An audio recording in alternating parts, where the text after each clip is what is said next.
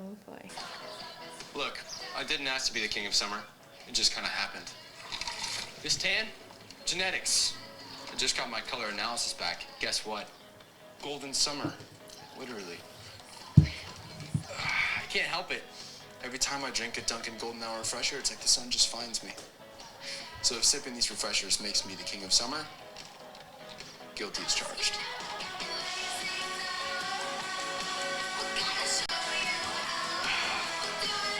The Golden Hour refresher. Only a Dunkin'.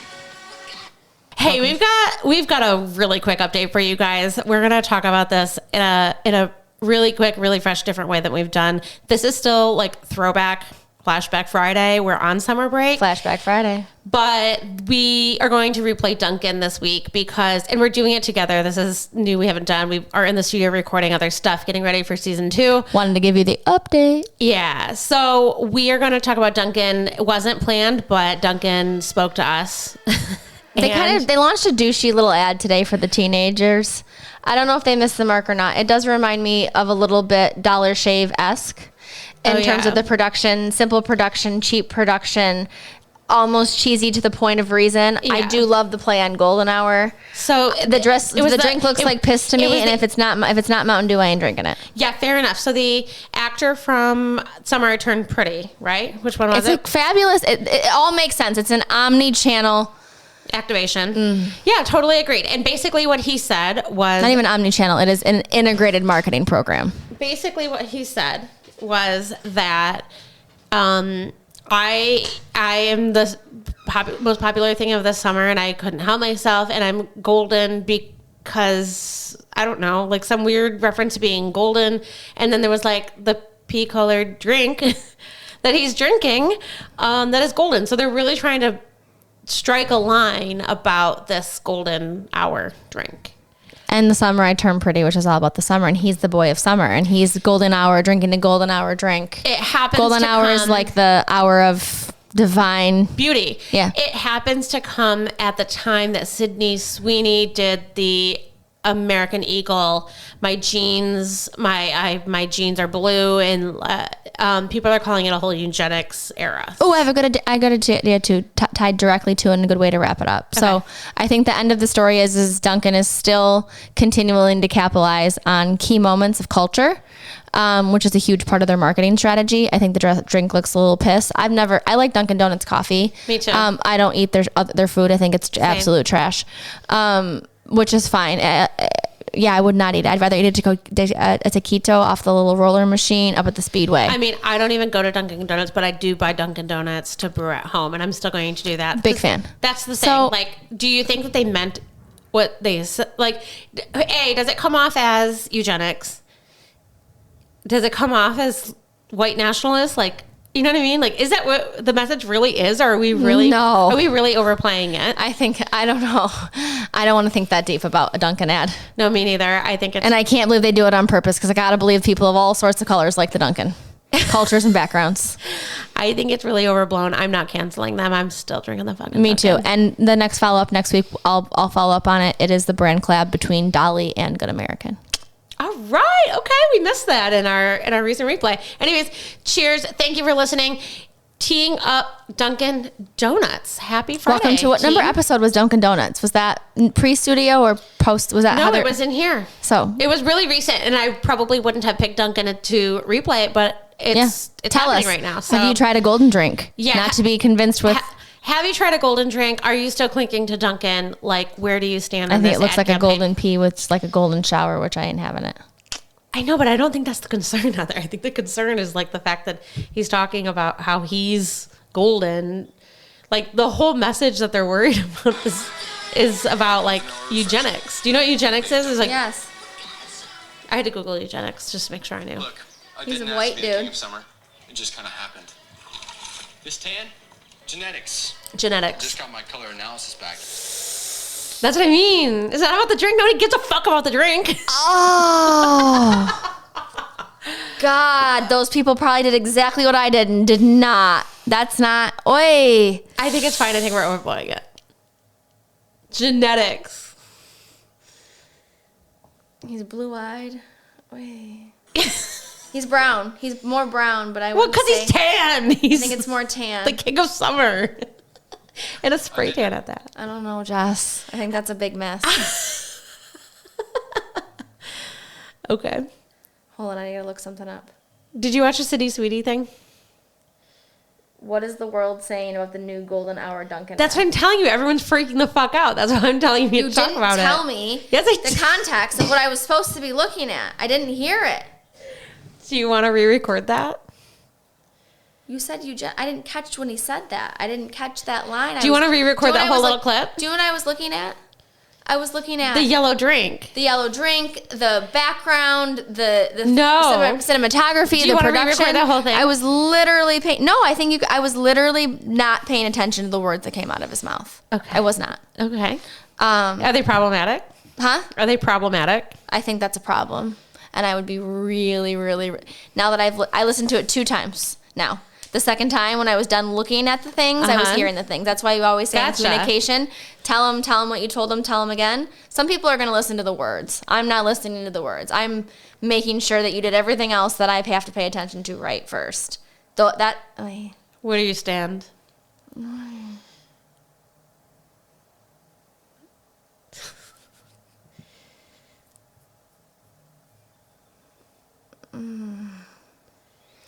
After American Eagle, Duncan faces backlash over Gavin. Right. Okay. Right. Yeah, let's not worry about what other people think. What does Heather think on Stirred Up? Are you stirring it up? I think that I would be real upset with my team. Are you still going to buy Dunkin' Donuts? Like on a scale of 1 to 10. Yeah, I think it was a big. No. Is it a cancelable offense? No. Do you think it was a mistake? I think it's a big miss. I think that was a big miss. Yeah. The verbiage is a big miss. You don't think it was intentional? You could have executed that ad a million different ways and got that golden hour, golden drink, golden summer. Could have missed the entire word genetics. Could have missed it easily and still delivered the message. Still delivered your objective. They didn't deliver the message if you're a person who listens to words and not what the set and production looks like first. So no, I don't think it's cancelable, but I think I'd be real fucking pissed if I was a sponsor. I'd be real pissed if I was a brand collaborator. You gotta have some sort of. I like to think in my world that would never happen. There's too many people looking for too many different things. And when we report on Dunkin', which we'll replay in the episode, they do spicy stuff. Like they collab in ways that are like. Are they meaning to be provocative? They are a provocative brand. But as the marketing team came out and said we were trying to be dicks. Like I sent this thing the other day to No, you. they haven't responded to that, what I've seen. And we're not here to do like a full deep dive. We just want to have a reaction. We're going to replay our episode. We can continue to report out and like post on socials of what we learn in here. But I just wanted your quick reaction. I think. Are you clinking? I think that With caution. Yeah, I mean, I think. I would not want to be that team right now. I'm gonna go brew my fucking Dunkin' in the morning though. Welcome to Stirred Up. I'm Heather. I'm Jessica. Welcome to our podcast where business meets happy hour, and we're serving up brand insights with bar rail banter. We're 2 Midwest corporate pros who love dissecting popular brands, not just for their marketing genius or business moves, but for their corporate integrity. Together, Jess and I dig into sustainability, leadership, and how brands are actually impacting the world we live in. All while keeping it fun, relatable, and let's be honest, fueled by some Fireball too. Woohoo! So whether we're clinking glasses to the brands who are doing it right, or closing the book on the one that missed the mark, we'll bring you the real, unfiltered takes on what the brands are doing that are shaping our world and the lives we live daily. So grab a drink, settle in, and let's get this shit stirred up. Yesterday to see if the ocean was too loud for recording when I called you, and I was so excited, like that you could FaceTime, like when you called me back, like not excited, but also didn't want to miss it. Like I did like a Heather move. Dude, I fucking threw out my neck getting out of bed, and it still hurts. I haven't complained about it at all because it's like there's really no point. But it's tight. So I've been laying like in a certain position in the bed up until recording because I have a good spot in the corner. So let me get in the corner. I brought my entire pot of coffee. It's Dunkin' coffee. What's going on in your life? You look gorgeous today, by the way. I'm wearing a Comfort Henley and I'm obsessed. And I got a t-shirt from Comfort and I'm obsessed comfort.com/stirredupod. Why don't we get that one out of the way? Welcome to Stirred Up. We're gonna try again here, people. Welcome. I was saying right before we got cut off, I am live in location from the Bahamas. We come home tomorrow. We're on spring break. And I was commenting on how gorgeous Jessica looks. And she was like, I have on my Comfort Henley, which I didn't even know there were Comfort Henleys. Yeah, I'm very happy with it. And I got a Comfort t-shirt. I think I'm going to get 5, one for every weekday, and just make it like a summertime uniform. And they're so soft and so nice. Comfort.com/stirreduppod. Yeah, and thank you to all of those who have bought Comfort merch underneath the Stirred Up logo. We're super excited to be a brand ambassador of Stirred Up, or of Comfort. Those of you who've bought Comfort or have it, take pictures of yourself in it, your kids in it. I'm giving my kids Comfort for Easter. So we're super excited. Oh my God. How's the Bahamas? I almost divorced Mike this morning. You want to hear what he said to me? Tell me. So I'm on my phone and I'm looking at Margot Robbie, and I think she's a queen. I don't think I've ever talked about Margot Robbie. She's the Duchess. She's the Duchess from my buddy's favorite movie, my favorite movie, The Wolf of Wall Street. Okay. Margot Robbie's pregnant. Okay. Oh. Yeah. And she's literally like more hot. Nope, you can't push on the door. I'm right here. I'm not. I need to be dressed. I'm recording. A politician in North Dakota accidentally sent a dick pic to like the Dakota Attorney General and is now resigning. He's like I thought he was actually like having like sex. whacking off. Yeah, probably. Yeah. I think that's what it was. But his dick was in the picture. It's just too much. Too much. And did you actually read the article? Because I did. Whether it's true or false. He had 2 minutes earlier taken a call about a shot in a police officer that had committed suicide. No, I didn't. Yeah, I think that's what was like the hook, line, and sinker of Jesus. the what the fuck is wrong with people. Yeah. Yeah, it's one thing to accidentally send something like that. And I then think we could all call that a comment. Context of when you sent it. The context of when you sent it. Yeah. Okay, more crazy shit in the world. Marcy sent me an article yesterday. Hold on, let me pull it up. Ohio Chick-fil-A owner accused of driving 400 miles to sexually abuse a child he met online on a Sunday, no less. A Chick-fil-A franchisee owner. Well, they're closed on Sundays, so He had time. you could go worship the Lord, or you could go. Yeah. Not even funny. What the fuck is wrong with people? Hide your kids, hide your wives. 49 years old, trying to meet a 15-year-old he met online, broke into the family's home to attack. Into the family's home? That Chick-fil-A franchisee owner, just putting it out there. Oh, what region did I say that was? Just for Ohio. Belmont, Ohio. Gross. Where? Belmont, Ohio. I thought I said Bell Creek. Right, goes Ohio's full of a bunch of fucking weirdos too. I mean, I'd like some listeners in Ohio. I won't discriminate, but since we don't seem to have any, yes. Yes? Yeah, if you want to prove to us that you're cool. Or you make something cool. If you're in Ohio, just come up here. You know what? They do have the turnpike, which is fabulous. You just can't go fast enough on it. It's made to race like the Autobahn, but you're only allowed to go about 12 miles an hour. Bullshit. The limit isn't optional in Ohio the way it is here and up in the mountain. It is optional here. I told Peyton that I needed to go fast today because we were running late, and she said, "But the police are going to give you a ticket." And I said, "I just hope they don't see me." She goes, "Oh no." That's so funny. Bye, babe. No, don't come back. Right. Okay. Anyway, so I'm scrolling. Sorry, you're talking. Tell me about the Bahamas. Any highlights? Yeah. Besides the divorce this morning, when he literally said to me, "Okay, I want to picture this for me." Okay, so I had Bennett before I graduated from college. Like he was actually a year old when I graduated, almost to the day from school. I bartended at Oscars in 2006 when you could smoke inside, when there were fights in there, when the police would walk through. I mixed drinks, I carried ice, I carried cases of beer, I inhaled cigarettes. Okay, some context. work till 2 o'clock, mostly work day shift, but it was auto show weekend, and I worked 4 or 5 days before he was born, like to the word I couldn't walk anymore. Yeah. So this morning I'm looking at the fabulous Duchess, Margot Robbie, and she's pregnant and she's gorgeous. And it's got it's a couple different scrolls on the Insta, because I was looking up Duncan Insta. And she's walking with her husband on the rocks on one and walking on the beach on one. And then there's one where she's literally in the ocean and you can see it's almost like a crew. Damn it. A crew. And keeping all those in there is just a part of stirred up. Hurting my neck sitting here. Put out my neck yesterday trying to get out of bed. And there's one photo where she's not frolicking in the sun with her beautiful self and her husband.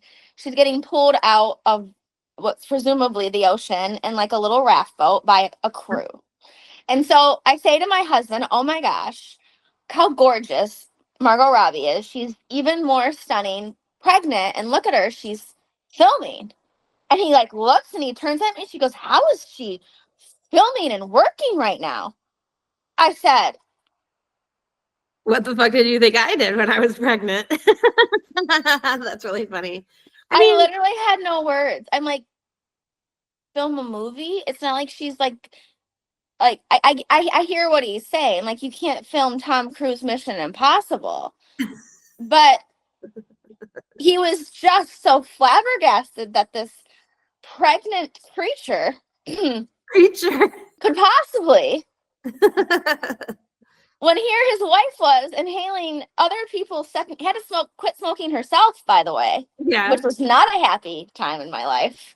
I was fucking pissed, and then inhaled other people's cigarettes. I said, well, I'm sure she'll figure out how to manage, but it was funny. Outside of that, the Bahamas is absolutely beautiful. She's probably doing that. So first, some of my thoughts are like, she's wealthy enough that maybe, why wouldn't you?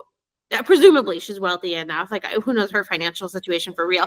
But she doesn't have to bartend to provide for her family. Presumably she can take the time off. But mental wellness, working and feeling your passion, and she's going to be taking time off, no doubt, when the baby does arrive. So, to take so much time off from your career is just unreasonable, in my opinion, if you enjoy doing it. So, go Margot Robbie. Good for her. Go, you beautiful queen, you. We love you. Get that coin, hustle that ass, enjoy the hell out of whatever it is that you spent your time doing until that baby comes, because I tell you, they will sit on you. I saw a picture. They will sit on you. Jessica's a lazy boy, a lazy girl, a lazy human. I saw a picture, a beautiful picture of this mama loon with all of her babies on her back while she was swimming in the river. And I was like, I feel that deeply. And it's clear that it's just, it transcends all species. Mothers just get sit on. Anyways, okay. Exciting for Margot Robbie. Exciting for Margot Robbie. Mothers just get. Now that I have teenagers, I don't get sit on anymore. I just get shit on. Yeah. Do you know how many times? I mean, and I think that my kids love me. My daughter still really loves me. My Reevie is constantly concerned for my safety and my well-being. I'm pretty sure Bennett loves me the most, but right now everything that I say and do is repulsive. 2 nights ago, I made what I thought was a delicious dinner. I was very excited about it. I ChatGPT'd my ingredients and it told me what to do. So that was a new experiment. And Peyton refused to eat it. And I kind of got pissed off. I took it personally. Clay ate it, not a lot of it. And then Matt did not eat it. So I think he said Matt ended up saying it was really, really terrible. Was it bad? Yeah, I guess. I mean, I loved it. So it took croissant rolls, and then Matt made ribs a couple days ago. So I cut up leftover ribs, and then I used some garlic and some shredded cheese and a little bit of mayonnaise to make a little mixture in with the stuff. And I made little pockets and baked it. and I was really excited about it, but nobody was. Sounds like the same lady who thought real macaroni and cheese was Velveeta noodles. You know what? When Maddie becomes the groundskeeper of the Robinson estate, someday I would just let him do all the cooking unless you're looking to experiment. No. If I let him do all the cooking, it will only be smoked meats, and we will be like shitting our pants. It's all it would be. He watches so much cooking shows, but literally only makes one category. Like he doesn't consume, he doesn't utilize what he's watching. It's just not registering. Oh, don't get me started, dude. Like, oh, it's like, okay, speaking of teenagers, so we're in the Bahamas. Yeah. We've done a couple excursions. We're all very different in our comfort level of different experiences. Yeah. And excursions. Reeve, who loves to fish, will not get into the ocean. He will, like with his cousins, like he'll do the shore. What? He probably heard the dolphin story. This makes sense. Don't get in that fucking ocean. No, once they put shark bands on us to go snorkeling, he was like, fuck that. And then his nose got like, I don't know, whatever the worst degree of burns is, probably that one. Yeah. So I'm also not, I don't care anymore. I remember wrestling my kids when they were your kids' age to put sunscreen on. Now I'm like, burn motherfucker, see what happens. But Bennett told me we were found a sea turtle. I'll just give you an example of how what he said to me. I'm like, oh my gosh, come on, Mr. Sea Turtle. Like, just, being myself. And he goes, Mom, it's not a fucking circus animal. I fucking looked at him like, and I am not mature enough to go, I'm not. I looked at him and I go, no fucking shit, Sherlock. I grew up on a farm. I raised animals. I was just trying to talk to it. Just trying to talk to it. Then, okay, this adventure, it's raining. The whole day ended up being a really great day, but the first thing we did was went to what's called Pig Island. So if you're a listener and you're listening, it's basically an island where farm animal pigs shit and piss and get fed pineapple, and they charge you $25 a head to feed these fucking pigs. Okay. And literally Heather did this her entire life. My entire life. Like, they charged you. You want to go to Jessica's house? Go shovel some shit. You want to go to the fair? Show an animal. You want to go, like, literally had to shovel shit, like, copious amounts of shit, spray out pens, birth babies, deal with vets, give shots, watch animals be castrated. And now you're paying $25 to feed them pineapple. Well, they piss in the ocean that you're swimming in. That I'm swimming in. It's raining and hot and humid. And we have 10 people on our boat in our family. And nobody else will get off the boat. They're like, fuck it. The boys, Bennett and Reaver, like, Bennett's like, I am absolutely not feeding fucking pigs. Mike Smith was not feeding pigs. Carrie Holland, my cousin, grew up on a cattle farm. She's not feeding pigs for $25. Yeah. She's not. When, like, all the world sees, like, the influencers of the world, they come to this location so that they have the experience, and you guys are like, fuck this experience. We do this at home. We don't need this shit. So then for 2 days, Liv was like, do you think Papa would let me have a pig at his house? I'd go feed it every day. And her best friend Sylvie's here, whose also family happens to have a pig farm. Okay. And Sylvie's like, no, you won't. You won't feed it every day. I'm like, nope, you won't. You will not. Serious. You don't feed the fucking rabbit. And that's in your house. You don't feed the longest living COVID rabbit of all time. I do. So it's been, the Bahamas is beautiful. The Bohemian people have been overly hospitable. Our house is beautiful. We've done some really fun things. We've done a lot of really relaxing things. But as they grow, you know, everyone has an opinion of what vacation is to them. And I'm really still very much into forced family fun time. Yeah. And maybe forever. Fuck you guys. I even said at one point, pretend to have fun or I'll fucking throw you over the. At one point I said to Liv, get your ass in the ocean. Get your ass in the ocean. Let's talk about real spring break. Like, let's travel all the way across the world to argue with your family in a new spot. Yeah. Mission accomplished. Oh man, but at least we are surviving and thriving. That's good. At least I'm ready to go home and see my dogs so they don't fucking make me feel stupid.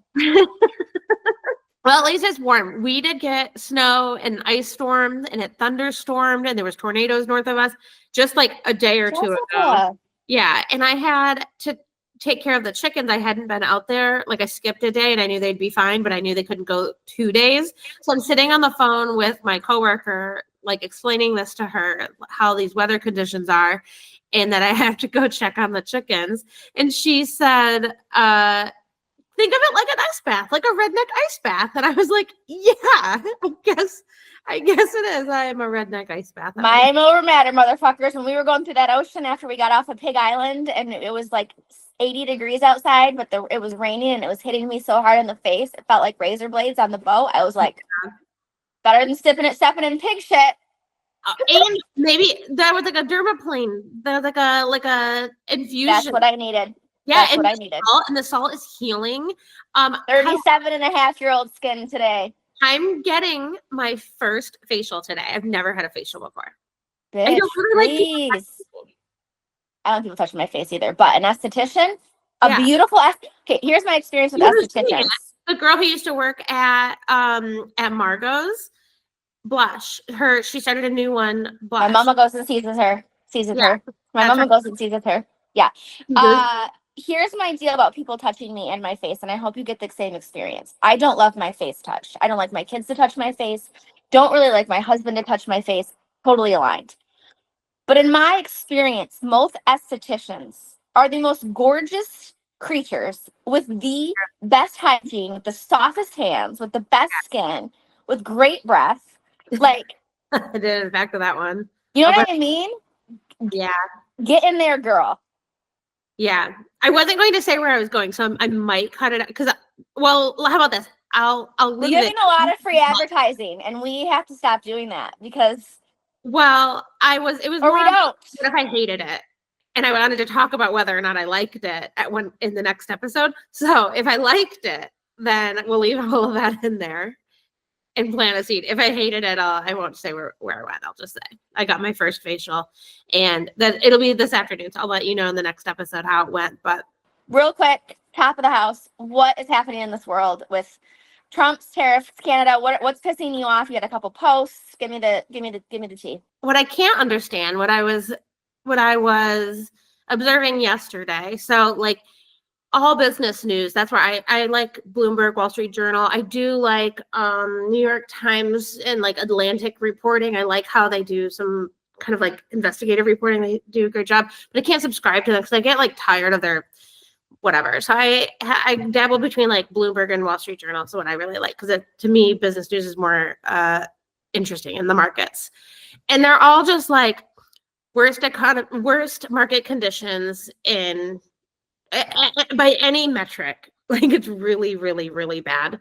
And I was like, okay, I spent the last week helping my dad, and he watches nothing but Fox News, and I'm shocked at like the level of content they're spending on really, really small, like the amount of time I've seen them talk about Tesla's on fire. And I'm like, this isn't even a real problem. Like they're making it like the whole left is like burning Teslas. Like the whole fucking world is on fire. And I'm like, you guys, this is like 10 people in the world on like transgender sports. 10 people. Like it's not a real, let like the school board handle that, or like let somebody else. Fox News does not have to be consuming like tens of millions of people's minds. This is so crazy. I just could not believe it. So I was like, yesterday, the same thing. Okay, if like all of the smart publications, that's what I really think. Like Bloomberg and Wall Street Journal, they're people who are smart on the economy. They know what they're talking about. What are the like turning points of the world? Like, what are they saying? So I don't really know what these publications are. So I Googled conservative news. And I looked up whatever, like everything that was on the first page of Google. I clicked on them and read all of the news. There are several that are like, this will fuck us. This is not good. And then one called the American Conservative covered anything but the tariffs. Like they published a whole bunch of other stuff about the border and all kinds of stuff. Again, like, okay, if that's important to you, great. But like, I live in Michigan. My border is pretty good. Like I know this is not something that I'm. No, we've made Canada very mad. We love you, Canada. No, I know, but like, the Mexican illegal immigrants fentanyl concerns are like, okay, fine, but like, it's not an issue that's top of mind for me, and I'm just going to worry about me and my people right now. Like that's all I got, and my 401k is fucked, and so I'm worried about me and my people. That matters more to me. Anyways, they covered it like on a really sort of factual high level about like what was happening. And at the very bottom, it just said the markets reacted poorly. I'm like, you motherfuckers, this is crazy. You think? You don't got to be an economist to have that as your takeaway. Yeah, but then Donald Trump gets on TV and he's like, yeah, they're doing great. The plan is as expected. This is what's going to happen. This is expected. So then everybody who just trusts him blindly, like my dad and several people that I know, are just like, yeah, this is good. And I'm like, weird. The $50,000 I just lost is not good. It just doesn't feel Speaking good. of Donald Trump, I saw Ivanka's house that he gave her up close and personal, like from here to, like if you're cruising that in the Bahamas that he gave to Ivanka. It's the only house on this island with its own beach. Wow. It's fully furnished. It's absolutely gorgeous, and it looks like Ivanka. I see why she got it. Is Ivanka his wife or his daughter? I'm sorry, Ivana. Oh, which one is which? I don't know. No. I don't fucking know either, actually. He married Ivanka. His daughter is Ivana. His wife was Ivana. His daughter is Ivanka. I don't fucking know. His wife is Melania, so it's not that far off. It's very confusing. Very confusing. I just looked out the window. I'm like, there's kind of like a cute guy on the rocks. He's bald, but that's all right. Is he your husband? My husband. Ah. Let me get my notes going here, girl. Give me up. I'm very excited about Dunkin' Donuts today. Mostly because they went through a major rebrand. The reason we're doing are we ready? Are we ready for the real tea? Yeah, let's do it. Okay, let's go. Straight out the gate. So everyone knows my cousin Jennifer. Shout out to Jennifer. Owns a donut shop in Arizona. So Jennifer, when this episode goes live, put in the comments your donut shop's name, the name of your donut shop, and we'll send some merch to the donut shop. Love that. She's underneath a franchise brand, but I'd like her to articulate it. And maybe even Jen, if you wanted to come on and talk about being a franchise owner, that'd be really cool for Jess and I too. So anyway, my cousin Jennifer is a franchise owner of a donut brand. Sent me a message a while back, and I'm going to make fun of Jennifer a little bit. Jennifer does not drink hardly ever. And does not say the F word. And she's the oldest cousin on my mama's side of the family. And so she sent me a really long message about the show and how much she loved it outside of the drinking and swearing. And I said, well, we'll try to tighten it up. Probably not really, but so Auntie Jen, but she said she really loved our business insights and was really curious on Dunkin' Donuts and, when they were Dunkin' Donuts versus just Dunkin', why'd they do that? Because my understanding is her company is perhaps evolving in the same way. So for me, the story today really is the rebrand, but there's also a really cool story within how the company started. So we'll spend like a little bit of time on company history, and then I want to get to the rebrand and the marketing, and then I want you to dig into, like, I think the marketing just naturally goes to the social, some of the celebrities, etc., which I'm sure you've got some tea on as well. I know a little bit. Yeah, let's talk about it. All right, let's go. So the founder, quickly, some founder history, which I think is always fun. The founder was William Rosenberg. He founded the chain of Dunkin' Donuts. He was born in Massachusetts in 1960. Very interesting enough, he left middle school in 8th grade to help support his family during the Great Depression. In what era was this then? What years? The Great Depression. So in 1916, he was born and raised in Massachusetts in 1916. I thought I heard 60, and I thought that's okay. That 1916. Cool. Sorry, thank you. old history then. Like, I didn't realize Duncan was that old. Yes, it's old. Well, not yet. 1950 is when he birthed it, but he was an entrepreneur by trade. So left home, 8th grade, to help his family support in the Great Depression. He worked a variety of jobs, from delivering telegrams for Western Union at just 14. He landed a job driving an ice cream truck when he was 17, and by the time he was 20, he worked himself up to management in that same company. And I think that's a theme a lot. If you think about a lot, even like today at the company I work at, our CEO was a run plant engineer, right? He certainly didn't sweep the floors, but he did very close to that when you're an entry-level plant engineer, right? It's not all glamour and glory. The CEO of Costco was a forklift driver. Like, there's, yeah. Yeah. The origins of Dunkin' Donuts started to go back to World War II when he realized, Rosenberg, was working at the Quincy shipyards in Massachusetts, and realized that there wasn't enough luncheon services for the workers. And so he borrowed $1,000 and used, I think, around $1,500 in bonds to start the company he called Industrial Luncheon Services, which served sandwiches, coffee, donuts, and snacks out of an old telephone booth, which is really cool. Oh my God. And then he out of old and really what the telephone booth was almost like a modern day. He converted that telephone booth into what we would call like a modern day food truck. Okay.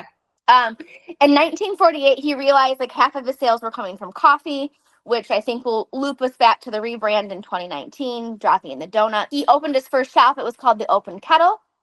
He sold coffee for 10 cents and donuts for 5 cents. So I thought that was super interesting. He was grossing over $5,000 a week, but he wasn't happy with that. Noticing that the customers dunked their donuts in the coffee, Open Kettle was renamed Dunkin' Donuts in 1950. So it went from industrial luncheon services out of a phone booth to the Open Kettle he opened in 1948, to Dunkin' Donuts as we know it in 1950, and then to Dunkin' in 2019. Okay. I still say Dunkin' Donuts. Yep. He went very quickly, and within 5 years, he opened his first franchise. By 1963, they had 100 restaurants. In 2019, they went from around 6,000 restaurants, and through the rebrand, went to 9,000 restaurants. And today, there's 12,000 locations, 32 international chains. How many are in Nassau, the capital of Bahamas alone, do you think? In the Bahamas? Mm-hmm. Shit, I don't know. Like 10. Yeah, 8 to 10. 6 to 8. That's in the capital of Nassau alone, Bahamas. Yep. Wow. Oh, in the capital. Oh my God. Alone. Just the capital. Yeah, there's 12,000. I'll give you more stats here in a minute. So 1963, his son took over. His son went to Harvard.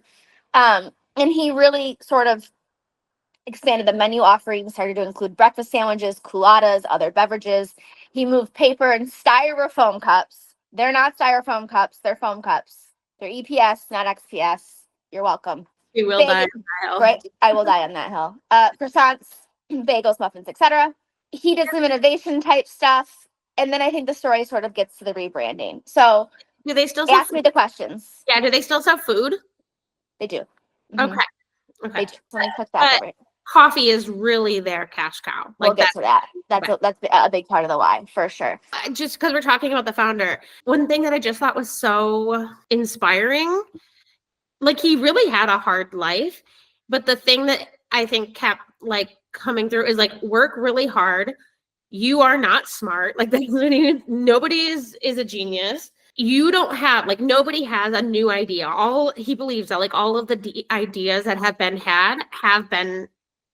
You just have to figure out, meet them where they are, like whoever idea you like or whatever idea you feel like you have, find out who's doing it the best, and then just do it a little bit better, because that's the thing that makes you successful. So the stories that you told me about, like the different endeavors that he went through, that was like where I stopped listening to the story just because we started recording, but was basically like, coffee has been done, donut shops have been done, and just figure out how to make the coffee a little bit better or offer more variety of donuts, and that's how you will win. Master like the one or two things that you know you are like serving for your customer, and then just make it a little bit better. It's not original. And I thought that's really interesting. Takes the pressure off of having to be like some greatness. something. Like in the world that we live in today, there's all these like tech bros and like people who are like, oh, I've got the best new idea. And you kind of don't. You kind of don't. You don't. But like you might have made somebody else's idea just a little bit better and then maybe you can deliver that. But like if it's that simple, I just think that's so interesting. Anyways. It's very interesting. And I think too, to your point, okay, also I think what we want, I want to go back to when we talk about the 2019 brand strategy is, I think one place to level set is what Duncan realized. So we'll start in 1990 really quick, and then I'll get to the epiphany. 1990, the world became more health conscious, and that's when Starbucks really started to hit the map.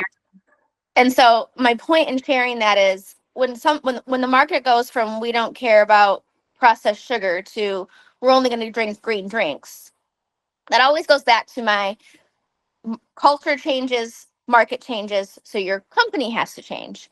And so generally, unless you want to become a dinosaur and die, you've got to evolve with your market at some way. I'm not saying you leave your values. I'm not saying you totally disband, what you're really good at or your core offerings. I'm not saying your whole business strategy changes, but you do have to change as the market changes. And so in 1990, they started to expand their offerings a little bit, make them more health conscious. Starbucks was on the map doing health conscious things.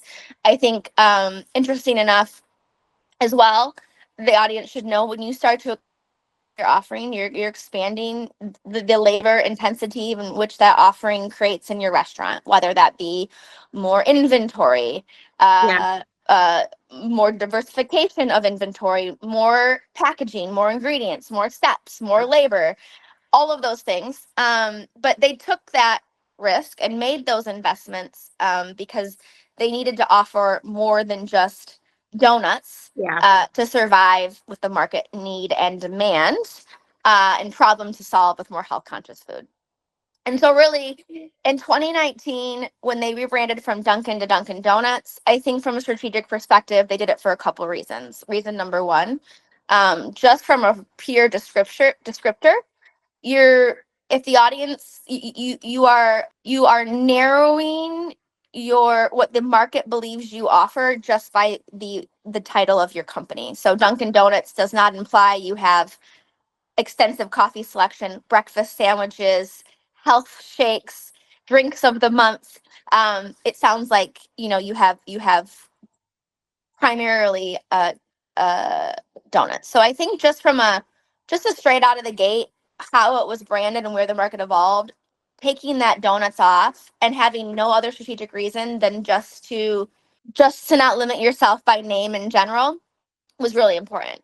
Strategically, outside of that, they were realizing that 60% of their sales were coming from beverages. 60 to your point. And so, it's not surprising. Unlike donuts, what Dunkin' Donuts realized was 60% of their sales are coming from coffee, but also coffee, unlike donuts, is like a ritual. Yeah. Right? You get a coffee every morning. Oh my God. Right? So not only are you likely expanding turn, meaning the number of people coming through your doors or through your drive-through, you're also likely expanding repeat customers and loyalty and growing. I won't use the fancy marketing word, but you're growing the amount of dollars you can get per customer, which is also super interesting. So I get why they did it. In 2019, they sold $1.6 billion in ice and hot drinks. And by 2024, they've sold 4.4 billion cups. Wow. They've expanded to 50 new menu items in the last 4 years. And the pandemic hit and breakfast took a huge hit. And their cold drink, again, was their saving grace. The pandemic created a new day crowd where you wouldn't typically be able to go through a drive-through in the middle of your day. Now you're working from home and ordering a cold beverage, caffeinated beverage in the afternoon. So everything that I can... Sometimes I think when you have the monotony of like a pandemic and that's what you're living through, the coffee might be the highlight of your afternoon. Like you need the treat to get by. Yes, 100%. And really, I think it's part of it. The 2019 when they dropped the Dunkin', that's just the name change, right? That came out with the name, the visual identity. With that, right, they had a multi-generational plan not only from their brick and mortar store footprint to rebrand and revamp that experience. Yeah. It was really a larger strategy to modernize the brand inside out, from the in-person experience to the app experience, and to really become a beverage-led company versus a donut-led company, which makes a ton of sense. I feel like what you said, even the beginning of their story, they are a donut shop for some reason, but coffee was still always such an important part of their offering. So it's just interesting to me that that didn't become more front and center sooner somehow. Okay, fun fact. Do you know what a munchkin is? A munchkin? Yes. No. The donut hole. Do you know why the donut hole was created? No. To save dough waste. Oh, no way. Yep. And I think if you take your kids to a drive-through and surprise them this week for a special treat, get them munchkins and take a cute picture. Because they'll love them. They'll change their experience. Yeah, totally. They wanted to be more relevant. They wanted to have a more brand, right? Younger customers as well don't want a donut in the morning. They want a blah, blah, blah, blah, blah. Okay, so let's get to their positioning.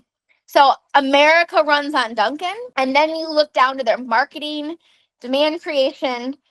They do a ton of spoofs against Starbucks. They make fun of the goat milk latte, frozen, data, data, data. They have hilarious, some of the best SNL spoofs I've seen are Dunkin' Donuts. Casey Affleck is fucking hilarious smoking cigarettes inside the Dunkin' Donuts, pretending he's not smoking inside. They've had brand collabs from Tom Brady to Will Arnett to Charlie D'Amelio. To Matt Damon, to Ding Dong Dante. Who the fuck is that? I don't know. There was a huge, like the Super Bowl was like huge Dunkin' Donut. Huge. Wasn't it? Huge. You have to watch. We'll put it in the car. I already have them. I'm going to email this to you right now because if I'm not, I cannot online. It feels like Starbucks is for like fancy, like snotty, like if I'm really kind of like category. And then there's Dunkin', it's like a little more blue collar, or like the people 100%. don't take themselves too seriously. I was gonna do like rural and city, but it's really not even that. I am getting the like New York is for Starbucks and LA is for Starbucks, and then like Boston, Philly, like 100%. The boss so you have got to watch the SNL episode, the SNL smoking spoof. It's fucking hilarious. You've got to watch the Tom Brady and Ben Affleck, Matt Damon throwing the ball at Dunkin' Donuts. You've got to watch the Boston accent during the Super Bowl commercial making fun of Starbucks. But everyone loves coffee, right? It's everyone's coffee, right? Where Starbucks is for the elite. Yeah. Dunkin' Donuts is for everyone. And I'd rather brew Dunkin' Donuts at home. It's what we do. It's what we do. It's what we do. It's all we do. The Dunkin' Donuts pods are too rich for my blood, as I mentioned. So I'm going back to, I found some veteran coffee that sells it in the pods, a special little, but the pricing is still good. And I feel like it's good coffee. I think they're, as the kids would say, or maybe they don't, Dunkin' Donuts food is kind of booty shorts. I'd rather have a Krispy Kreme. What? It's what? Booty shorts. Booty shorts? Yeah, booty shorts. I don't get it. Their food is booty shorts? Ew. What does that mean? It's gross? Mm-hmm. Booty shorts. Interesting. Where do you think those booty shorts go? Up your what? Cooter. And your? Ass. Crack. Cooter and crack. Nobody wants a pair of booty shorts. Booty shorts. Anyways, I think the food's basically booty shorts. I think the coffee's stellar. I'd take it over Starbucks coffee every day outside of the brown sugar milkshake and espresso from Starbucks. I see also why the Starbucks CEO is simplifying their portfolio and their experience to try to appeal to everyone's America. I think you're too late. I think. I like my fancy drink from there, but I would rather drink Dunkin' Donuts on the regular. From a sustainability standpoint, I didn't really dig into that very much. They've got sustainability claims on their website, nothing overly controversial as I can find. So here's how we could do it a snapshot. So we did cover like the coffee perspective. That's what I thought you'd remember. So I feel like that's covered with Starbucks. I feel like that's still true for Dunkin'. There's the issue with the disposable cups. That's not unique. Like it is what it is. I don't know, whatever. And if anything, Dunkin's a little more lean in all of their new stores. Like they don't they don't create these like big retail spots. Some of them you don't even go into. They're only drive-through, which is a very like lean footprint. So we could just still make a little bit of an assessment just on what we know. That I think is like not terribly concerning. We don't really probably know. Do they have any scandals about like their workers or? I did a lot, not that I can find. I mean, I'm sure there is, and if I can follow up with it at the top of the next episode. But I really got nerded out on the branding, and I think the takeaway is, and the positioning and the market. And I think what my cousin was asking me is this a good thing or a bad thing? And I think the answer to that is Dunkin' a good thing or a bad thing? Yeah. Was that a good right? Because her company's, I think what they're trying to do is either not lead with donuts anymore, perhaps. And was it a good thing when Dunkin' decided not to lead with donuts? And I think my takeaway is absolutely. And they say we're not ever going away from donuts. We're always going to have specialty donuts. We're just not going to lead with them, right? They're going to be a part of our menu. They're not going to be. Liv. Oh, hi, Liviana. Yeah. So miss just the bag I got in the Bahamas real quick while you're in here. In the podcast. Yes. Oh. Professional hair braider here in the Bahamas as well because everyone's hair. Check out this cute handmade bag I bought. Oh, that's gorgeous. It's very Kathy Hilton. Yes, I love her. Probably my favorite Hilton. So I was trying to look into a little bit of scandals a bit. I didn't see anything that was like unique and scandalous. I was also trying to figure out why there is such a cult following around Dunkin', because there is. And they invest a lot in marketing. Yeah, so maybe that's what it is. So maybe it is because they get into the zeitgeist with SNL, and they obviously did like it was very clever, the Super Bowl. Those are all just recent things, and they've done that for a long time. So it feels like they're a part of your life. They're not just so that could be why. I do think the East Coast, I did reach out to a couple of my coworkers, but I will have to like follow and listeners, like what I really want to know is why is it such a cult following? Because everything that I looked up online, I went through like Reddit posts and people agree. Like that's what people are saying. It is a cult following, but the sentiment is crazy. So people commented, Bill Burr said something like New Englanders drink Dunkin' coffee because they don't think they deserve happiness.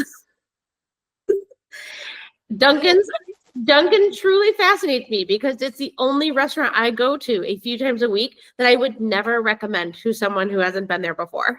I hate their food. I think it's booty shorts. I'd rather have a Krispy Kreme donut or like, I don't eat breakfast sandwich. Like, I think their food is downright. It's not as bad as Tim Hortons food. Sorry to my Tim Hortons people. And their coffee. I think Tim Hortons food, coffee, and food is booty shorts. It's just crazy. It's crazy to me how the eggs don't look real following, and yet like people shit on it. People who love it and go there all the time also shit on it. Like I'll tell you what though, a box of Timbits and a black coffee in the morning once in a while as a treat is good. Getting your kids a donut full of frosting and sprinkles is a really fun treat, especially at their age. But again, they don't serve beer there, so I'm not looking for their mediocre food like I am B-dubs. Fair enough. But I will clink to Dunkin' Donuts. Me too. I'm again, Jen, if we didn't answer questions specifically, again, I think they realized that a bunch of their drinks were making up a portion of the sales. I think they realized that the market was changing in terms of the offerings on their food menu. I think they realized that donuts, just by the name of the title, was limiting them from expansion or addressing a market which it was growing. And so I think, it'd be one thing if they certainly went away from donuts, if the data was, donuts aren't great or they're not part of the offering or we're not making money, but they're not. They're just realizing that. And I think if anything, if you think about your hours of service and when you're open, people are going to come in and get an iced drink and a good fresh sandwich, perhaps in the afternoon, and not necessarily a beautiful, huge, fabulous bacon wrapped donut. So I'd be interested on the why behind their ask, but I think for Dunkin', I can clink. I think it was a great business strategy. Their fucking marketing is genius, and I do owe the audience to like what I think they spend on marketing because they work with 3 huge agencies. Have in-house creative, all the things. So it's Tom Brady, it's big money. Ben Affleck, and Matt Damon are in one commercial. Their budget is something that I would only dream to own. Yeah, Totally. Yeah. So we're clinking, bitch. And I did finish my pot of Dunkin', my homebrewed Dunkin'. All right. Safe travels home. See you Sunday. Yeah. Thank you for a fun, amazing catch up. It was amazing. All right. Enjoy your facial. We'll be excited to hear about how that fucker goes too. Okay. See you, lady. Safe travels. Have fun. Thank you for listening to Stirred Up. If you like what you heard, please subscribe. Check us out on YouTube. Follow us on your podcast apps. Please send it to a friend. Leave a comment. Add a rating. Every little bit helps. We look forward to seeing you next week.